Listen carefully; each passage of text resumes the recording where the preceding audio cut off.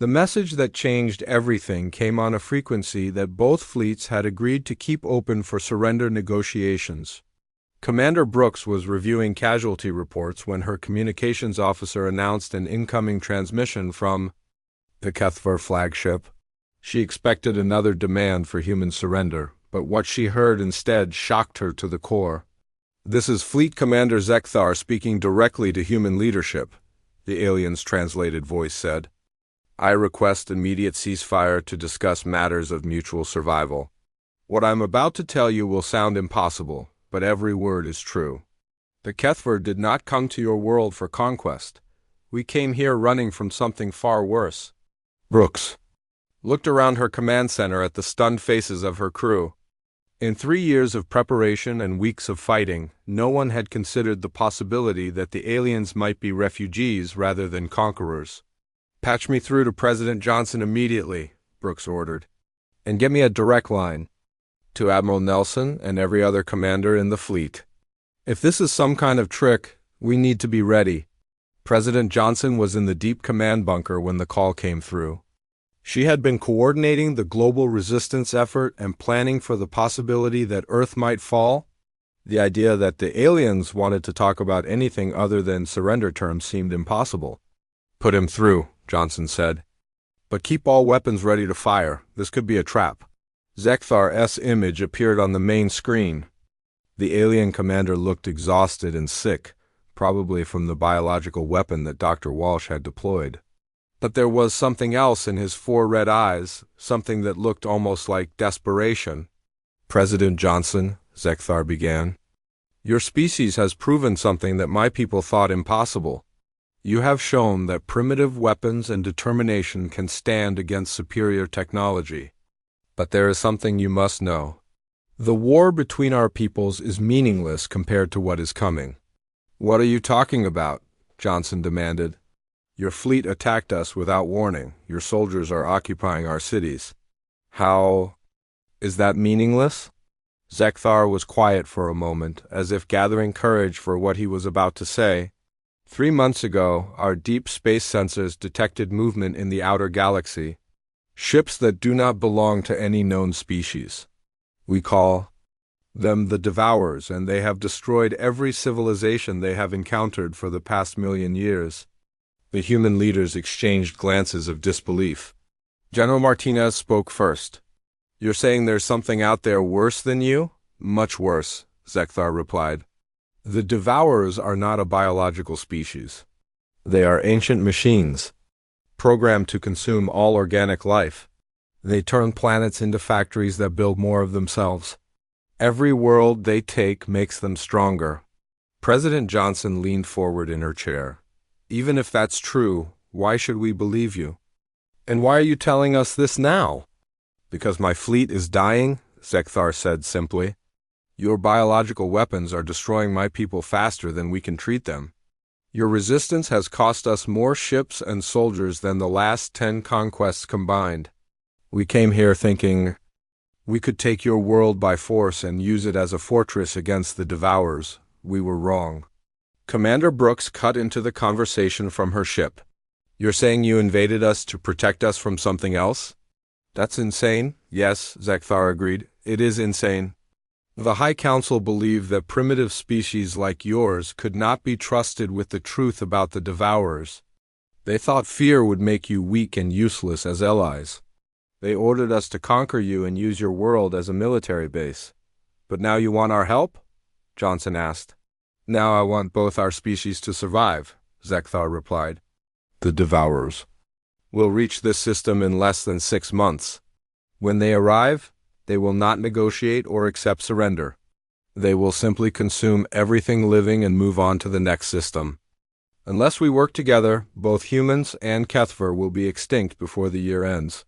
The silence that followed lasted for several minutes. President Johnson muted the transmission and quickly conferenced with her military advisors. The discussion was heated but brief. General Martinez summed up the situation in simple terms. "If he's lying, we're no worse off than before. We keep fighting until one side wins. But if he's telling the truth, then this whole war has been a waste of time and lives. Either way, we need more information. Johnson reopened the channel. Commander Zekthar, prove what you're saying. Show us evidence of these devourers. Will transmit all data my ships have collected, Zekthar replied immediately. Deep space sensor readings, intercepted communications from destroyed worlds, tactical analysis of devourer capabilities. Study the information and you will understand why the Kethver hegemony is so desperate. The data package that arrived was enormous and detailed.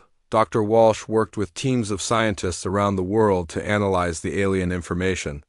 What they found was terrifying beyond imagination. The devourers were not just another hostile species. They were a force of nature, an unstoppable tide of mechanical death that had been sweeping across the galaxy for longer than human civilization had existed. The energy signatures are real, Walsh reported to President Johnson. These machines are unlike anything we've seen before. They convert matter directly into energy and use it to replicate themselves. A single devourer ship can consume an entire moon and turn it into a fleet. How many are coming? Johnson asked. According to the alien data, at least 1,000 ships. In the first wave, possibly more behind them. If these numbers are accurate, the combined human and Kethver fleets would be outnumbered 50-1. The revelation changed everything. The war between humans and Kethver suddenly seemed petty compared to the cosmic threat approaching Earth. But stopping the current fighting would not be easy. Too much blood had been spilled on both sides. Too much hatred had been built up over weeks of desperate combat. Admiral Nelson was the first senior commander to support a ceasefire. If these devourers are real, then we need every ship and every weapon we can get. Fighting each other when extinction is 6 months away is beyond stupid, Captain Sullivan disagreed. How do we know this isn't some elaborate trick? Maybe they're losing and want us to drop our guard so they can finish the conquest? Look at their ships, Commander Brooks argued. Half their fleet is dead or damaged. Their ground forces are sick and dying from our biological weapons. If this is a trick, it's the most expensive one in galactic history. The debate raged for hours while the ceasefire held by unspoken agreement. Finally, President Johnson made the decision that would define humanity's future. We will work with the Kethver against this common threat. But we work as equals, not as conquered subjects. If they want our help, they withdraw all forces from Earth immediately. Zekthar agreed without hesitation. The sight of Kethver ships leaving Earth's atmosphere was one that no human had expected to see. Alien ground forces evacuated from the occupied cities, leaving behind equipment and supplies that human scientists immediately began studying. The alliance that formed was awkward and fragile. Humans and Kethver had been killing each other just hours before. Now they were supposed to work together to save both species from extinction. Trust would take time to build, but time was something they did not have. Dr. Walsh found himself working alongside Kethver scientists to understand devourer technology. The biological weapon he had created to kill aliens was modified to attack the organic components in devourer systems. Human shield breaker technology was combined with alien energy weapons to create new defensive systems. 6 months later, when the first devourer scouts entered the solar system, they found something unexpected. Instead of two separate species fighting each other, they encountered a unified defense force that combined human determination with Kethver technology. The machines had conquered thousands of worlds, but they had never faced anything like this before. The real war was just beginning, but humanity had already won something more important than any battle. They had proven that the universe could not break the human spirit, and in doing so, they had inspired their former enemies to remember what it meant to fight for something greater than conquest. Humanity had refused to die quietly, and in that refusal, they had found the strength to face the darkness together. Fleet Commander Zekthar stood in the ruins of his command center and tried to understand what had gone wrong. The invasion of Earth should have ended weeks ago with complete Kethver victory. Instead, his fleet was locked in a grinding battle of attrition with an enemy that refused to accept defeat. Half his ships were destroyed or damaged beyond repair. His ground forces controlled only small parts of the major cities and were losing troops every day to human resistance. The High Council of the Kethver hegemony was demanding answers. Other member species of the Empire were watching this conflict with growing interest. If humans could fight the mighty Kethver to a standstill, maybe other conquered worlds could rebel too. The empire that had seemed unshakable was starting to show cracks. Zekthar activated his personal communication system and sent an encrypted message to the capital world. The humans are not like other species we have faced. They do not surrender when defeat seems certain. They fight harder. Request immediate reinforcements. The response came hours later from High Admiral Vikaner, Zekthar's superior and one of the most powerful beings in the hegemony. Reinforcements are not available. The northern border worlds are under threat from the machine entities. You have sufficient forces to defeat one primitive planet. Complete your mission or face consequences. Zekthar felt something he had not experienced in decades of conquest. Fear, not fear of the humans, though they had proven more dangerous than expected. Fear of his own government and what they would do if he failed. The Kethver did not tolerate failure from their commanders, but there was something else in the message that caught his attention. The northern border worlds were under threat from machine entities. That could only mean one thing. The Devourers had been detected again. The ancient enemy that had destroyed countless civilizations was moving through space once more. Commander Brooks received intelligence reports from human spy satellites that had been secretly watching the alien fleet. The information was disturbing, but also encouraging. The Kethver were not receiving reinforcements. In fact, they seemed to be having supply problems. Several alien ships had been detected dumping waste materials instead of storing them properly. They're running low on resources, Brooks explained to her staff. The battle is costing them more than they expected. If we can keep the pressure up, they might be forced to retreat. Captain Sullivan disagreed.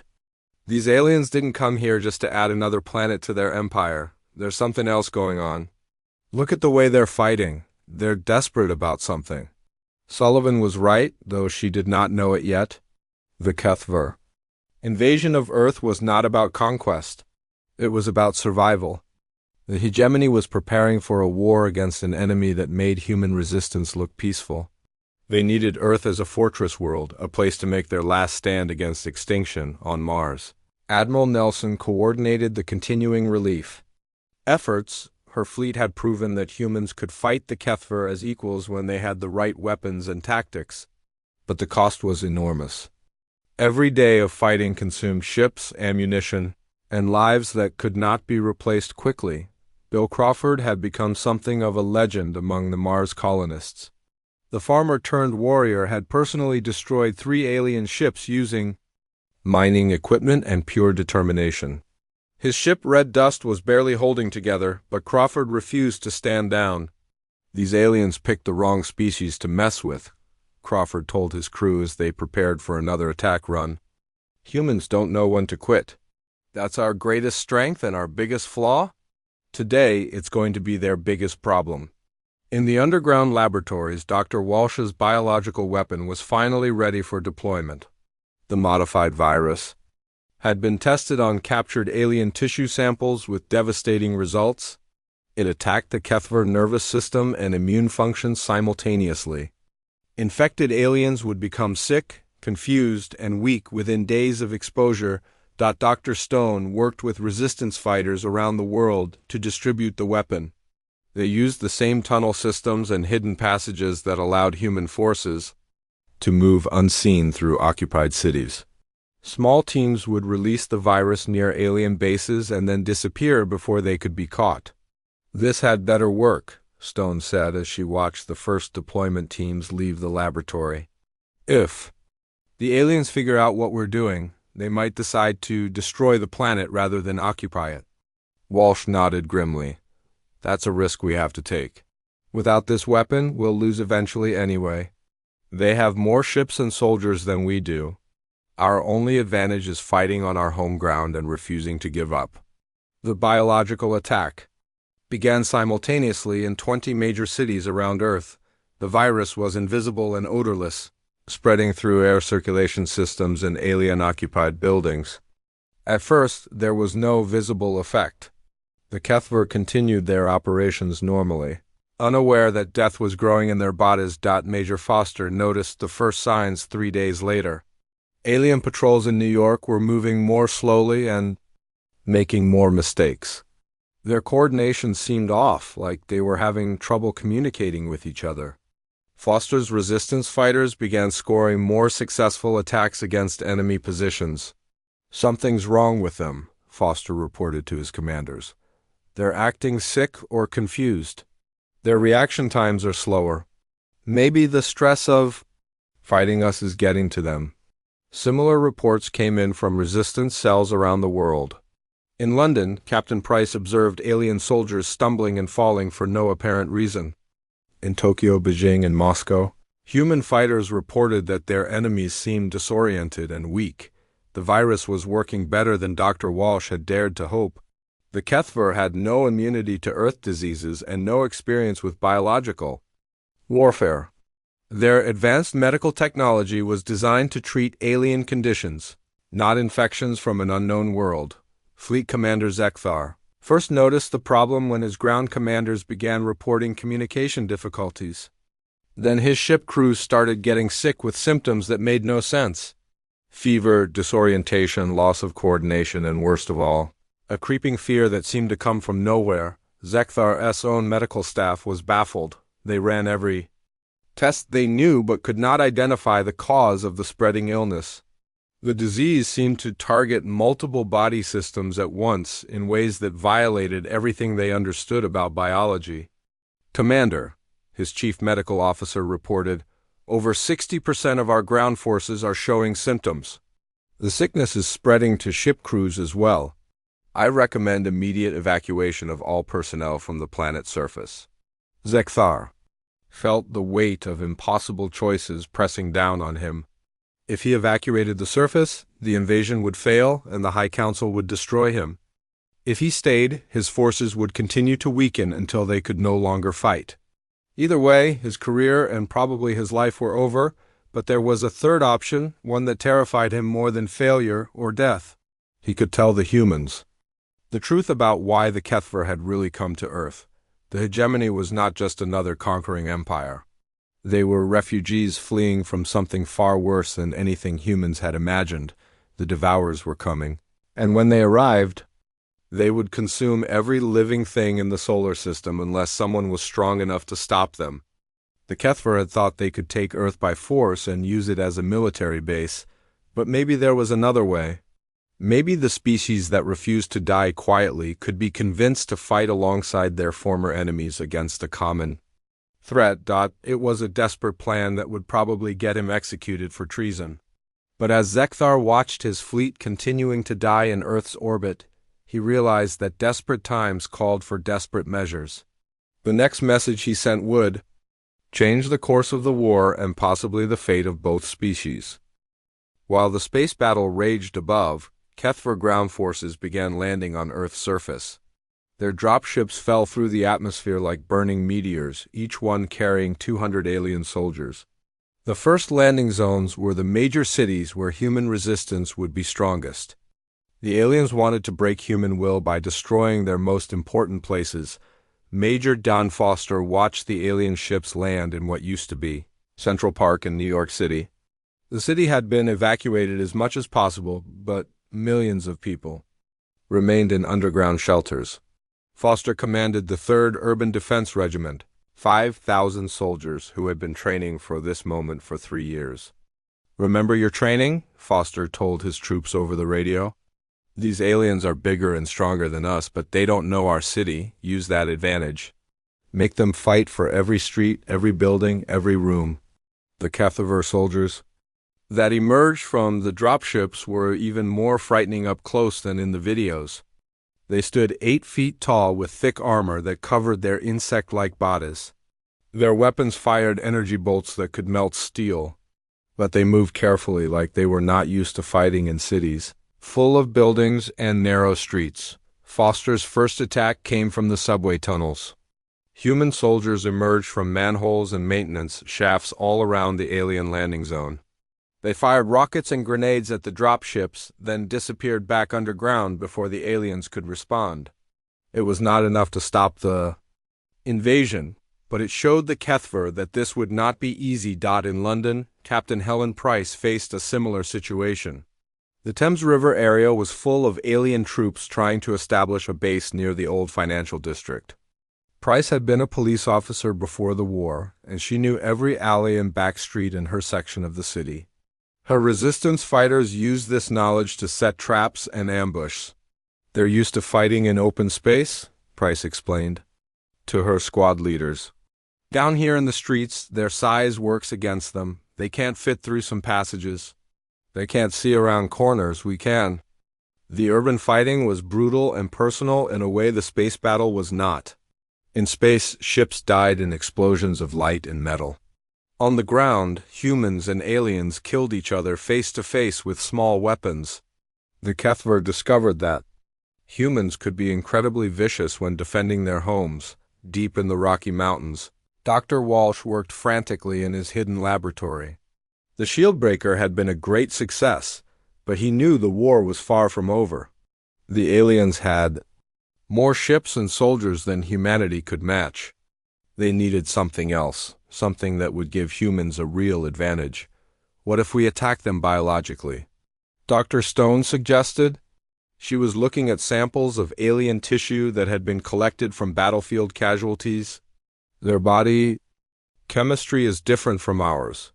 Maybe we can create something that hurts them, but not us. Walsh studied the alien samples under powerful microscopes. The Kethver were silicon-based life forms rather than carbon-based like humans. Their blood was blue and their organs worked differently. Most importantly, they had no immunity to Earth diseases because they had never been exposed to them. "It's possible," Walsh said slowly. "We could modify existing viruses to attack their unique biology. It would take time to develop and test, but it might work. How much time?" Stone asked. Walsh looked at the data streaming in from the battle. Zones around the world. Alien forces were establishing bases in dozens of cities. Every hour they held those positions made them stronger. "We need at least a week, maybe 2. "I don't think we have that long," Stone replied, on Mars, Admiral. Nelson's relief fleet finally reached Earth's orbital space. The sight that greeted them was both inspiring and heartbreaking. The human defense fleet was still fighting, but they had lost more than half their ships. The survivors were scattered and damaged, running low on ammunition and fuel. Nelson opened communications with Commander Brooks, who had assumed overall command after Morrison's sacrifice.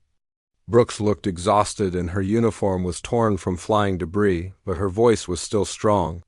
"Admiral, we're glad to see you," Brooks said. "The situation is desperate, but not hopeless. We've learned how to hurt them. The question is whether we can hurt them enough before they overwhelm us completely." "What do you need?" Nelson asked. "Everything you've got.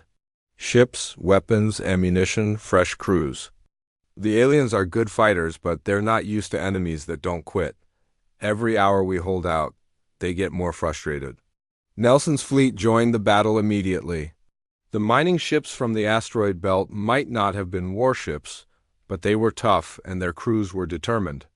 Ship captains like Greg Adams used their industrial equipment in creative ways that surprised the Kethver.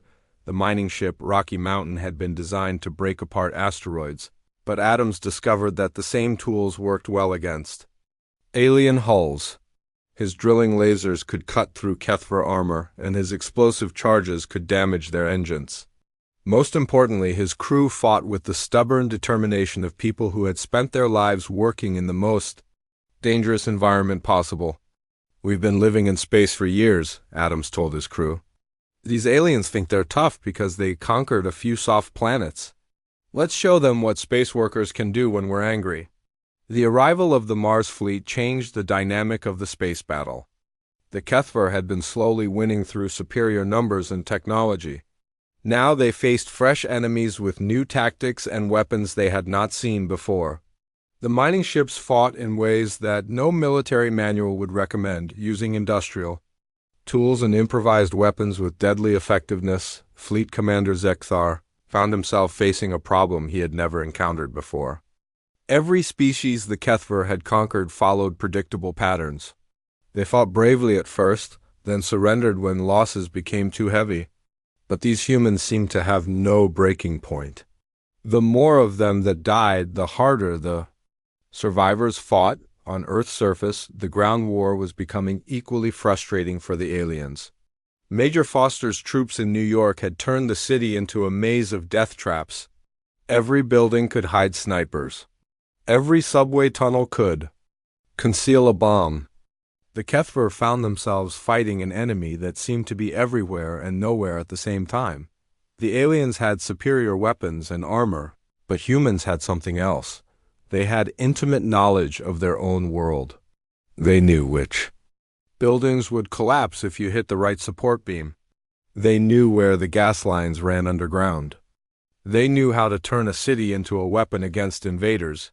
Captain Price's forces in London demonstrated this principle when they flooded several alien positions by opening Thames flood barriers at high tide. The Kethver soldiers found themselves fighting in 3 feet of water while humans attacked from boats and improvised rafts.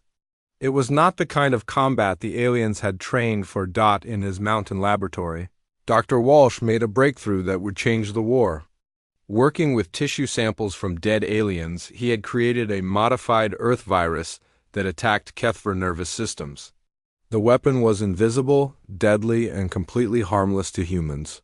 We can distribute this through the air supply in areas where aliens are concentrated, Walsh explained to Dr. Stone.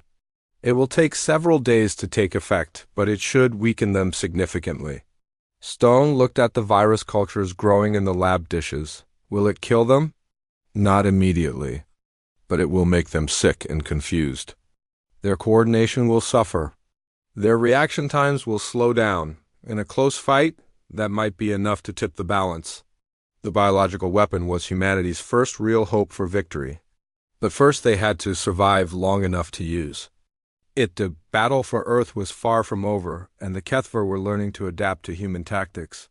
The war that both sides thought would be quick was turning into a long and bloody struggle that would test the limits of human determination. News of the alien invasion spread across human space like wildfire. On Mars, Admiral Kate Nelson received the emergency broadcast while reviewing supply reports at the Red Planet Defense Command. The message was short and clear. Earth was under attack and needed all possible help. Nelson had been preparing for this moment for 3 years.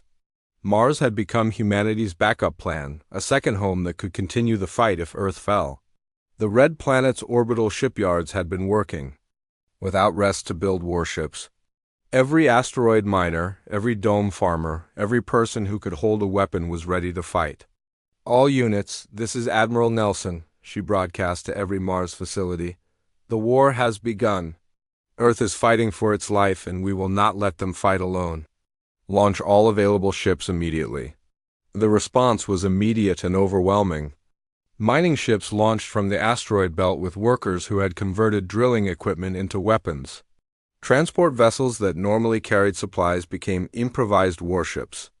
Even civilian ships joined the fleet heading toward Earth. Supervisor Greg Adams commanded the asteroid mining station New Horizon. His crew normally spent their days breaking apart space rocks to harvest metals and ice.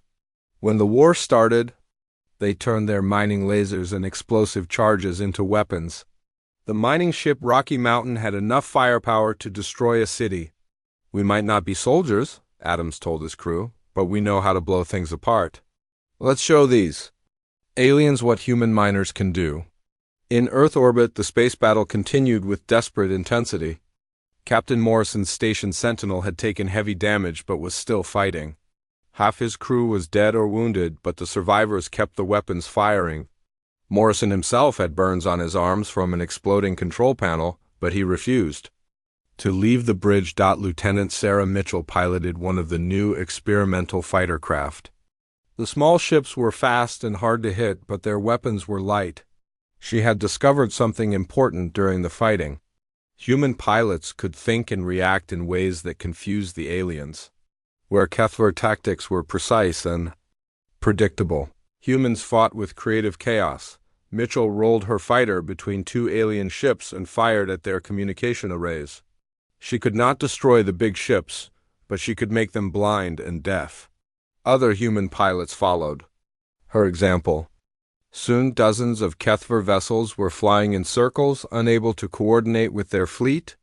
"This is Mitchell to all fighter squadrons," she broadcast. "Forget about destroying them. Focus on their sensors and communication equipment. Make them fight alone." Commander Brooks watched the tactical displays from her command ship. The human fleet was taking terrible losses, but they were inflicting damage too. More importantly, they were learning. Every minute of fighting taught them more about alien weaknesses. The Kethver were powerful, but they were not perfect. The first major breakthrough came when Morrison made a desperate decision. Sentinel Station was dying slowly, its hull cracked in a dozen places and its power failing. Instead of letting it be destroyed piece by piece, Morrison chose to turn it into a weapon. "All hands, abandon ship," Morrison ordered. "Set course for the alien command vessel. Maximum speed." Commander Brooks tried to talk him out of it. "Jake, you don't have to do this. We can evacuate your crew." "No time," Morrison replied. "That big ship is coordinating their entire attack. If we can take it out, their formation will collapse. This is our chance." Sentinel Station accelerated toward the Kethver flagship like a massive missile. The alien ship tried to destroy it with weapons fire, but the station was already too damaged to care about more hits. Morrison stayed at the controls until the very last second, then activated the station's self-destruct system. The explosion was visible from Mars. Sentinel Station and the Kethver flagship died together in a ball of nuclear fire. The destruction of their command ship threw the alien fleet into confusion. Ships that had been moving in perfect coordination suddenly began making mistakes. Brooks seized the moment. "All ships, general attack. Hit them while they're disorganized." The human fleet charged forward with renewed fury. Freedom's Edge led the assault with Captain Sullivan standing on her bridge like an ancient warrior queen. Her ship was scarred and battered, but still dangerous. The crew had painted Morrison's name on their main guns. Dr. Walsh watched the battle from his laboratory and felt pride mixed with horror. His shieldbreaker technology was working, but the cost in human lives was terrible. Every ship destroyed meant hundreds of friends and families who would never go home. Still, they were proving something important to the universe. Humanity would not go quietly into the dark. The Kethver began to realize they had made a serious mistake. These humans fought differently than any species they had conquered before. Most creatures became afraid when faced with superior force. They surrendered to save their lives.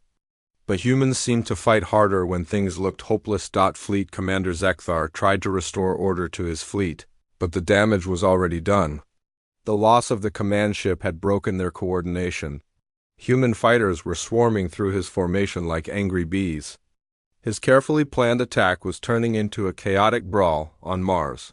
Admiral Nelson's relief fleet was halfway to Earth when they received an unexpected message. The mining ships from the asteroid belt had encountered a group of Kethver vessels, trying to flank the main battle. Instead of running away, the miners had attacked. Bill Crawford was a farmer who had come to Mars to grow food in the underground domes. When the war started, he volunteered to fight even though he had never been in the military. Now he was manning a gun on the mining ship Red Dust, shooting at alien warships with determination born of desperation. "These aliens think they can take our homes," Crawford said as he loaded another shell. "They're about to learn why you don't mess with human farmers." The mining ships were not built for war, but they were tough and their crews were stubborn. They used tactics that no military academy would teach. They hid behind asteroids and ambushed alien ships. They used mining explosives to create debris fields that damaged alien hulls. Most importantly, they refused to retreat even when facing impossible odds. The battle for Earth had become something neither side expected. The Kethver thought they would face a quick conquest followed by easy occupation. Instead, they found themselves fighting a species that seemed to have no concept of surrender. Every human ship that died took at least one alien vessel with it. Every human who fell made their companions fight harder. As the hours passed, something began to change in the alien fleet. The Kethver were used to easy victories over species that gave up when defeat seemed certain. But these humans kept fighting, no matter what happened to them.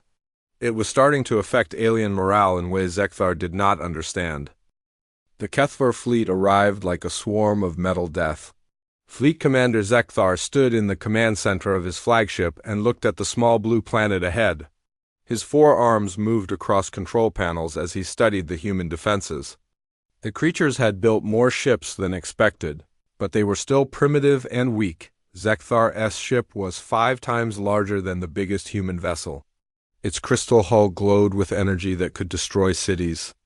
Around him, 300 other Kethver ships moved in perfect formation. Each one carried weapons that had conquered dozens of worlds. "Open communications with the human planet," Zekthar ordered. His voice buzzed like angry insects through the ship's speakers on Earth. President Johnson sat in the emergency command center. The walls were covered with screens showing the alien fleet approaching. The ships looked like giant silver spears pointed at Earth's heart. Each one was beautiful and terrible at the same time. The main screen flickered and Zekthar's image appeared. The alien commander stood over 8 feet tall. His silver skin reflected the lights of his ship. His 4 eyes glowed red like burning coals. When he spoke, his voice was translated by machines, but still sounded cold and deadly. "I am Fleet Commander Zekthar of the Kethver Hegemony. 3 years ago, my people offered your species a choice. You could surrender and live as servants, or resist and die as fools. You chose poorly." President Johnson stood up from her chair. Behind her, General Martinez and the other leaders watched in silence. The weight of humanity's future pressed down on her shoulders like a mountain. "I am President Johnson of the United Earth Federation. My answer has not changed. Humanity will never bow to alien conquerors. If you want our world, come and take it." Zekathar's mandibles clicked together in what might have been laughter. "Your bravery is admirable but pointless. My ships carry enough firepower to turn your planet into dust. Your primitive weapons cannot harm us. Surrender now, and some of your people will live." "The only thing that will surrender today is your fleet," Johnson replied. "Humanity refuses to die quietly." The communication ended. Zekthar turned to his weapons officer. "Begin the attack. Show these creatures the price of defying the hegemony." In space above Earth, Captain Morrison watched the alien fleet spread out like a net around the planet.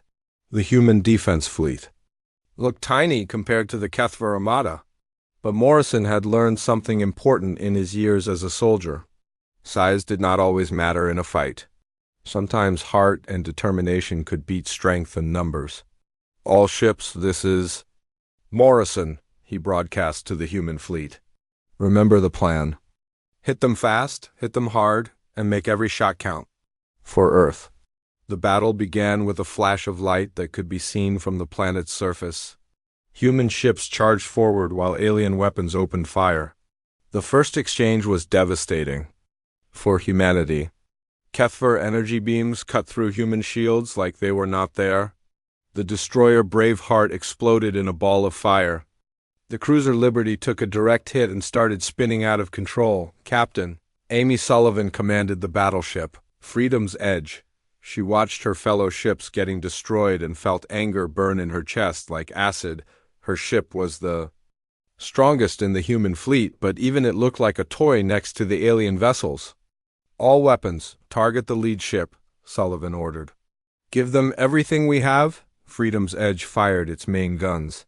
The shells struck a Kethver cruiser and bounced off its shields without leaving a mark. The alien ship turned toward them and charged its weapons. Lieutenant Commander Ryan Peters was at the tactical station. He watched the enemy ship preparing to fire and knew they were about to die. The alien weapon glowed brighter and brighter until it looked like a small star. Then something impossible happened. Chief Engineer Tony Garcia's voice came over the intercom from the engine room. Captain, the new shield breaker is online. Dr. Walsh's modifications are working. The alien shields are dropping. Sullivan could not believe what she was seeing. The Kethver ship's protective barrier flickered and disappeared. For the first time since the battle started, an alien ship was vulnerable. Fire everything! Sullivan shouted. Freedom's Edge unleashed every weapon it had. Missiles, energy beams, and kinetic shells all struck the alien cruiser at once. The ship's hull cracked and split open. Atmosphere rushed out into space carrying debris and alien bodies.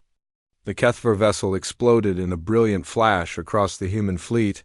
Other ships were having the same success. Dr. Walsh's shield breaker worked better than anyone had hoped.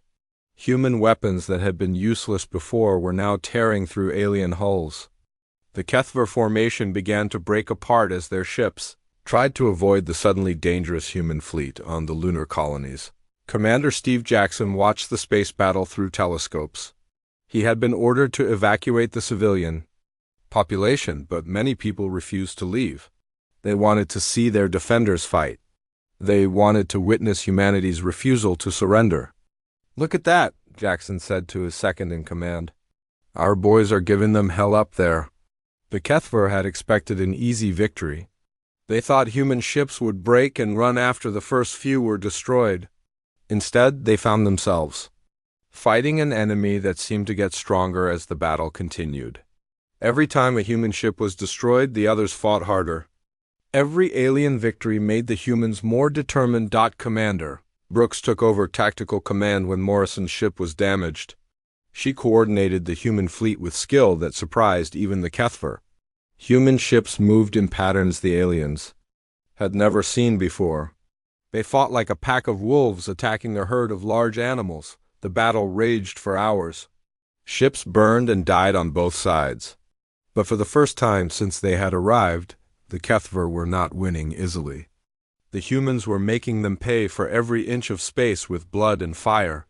Zekthar stared at his battle displays in growing confusion. His fleet should have swept aside the human defenses in minutes. Instead, they were locked in a real fight with an enemy that refused to break. What kind of species fought this hard when facing certain death? Captain Jake Morrison stood on the bridge of Earth Defense Station Sentinel and watched the stars through the large window. 3 years had passed since the aliens came to Earth with their message.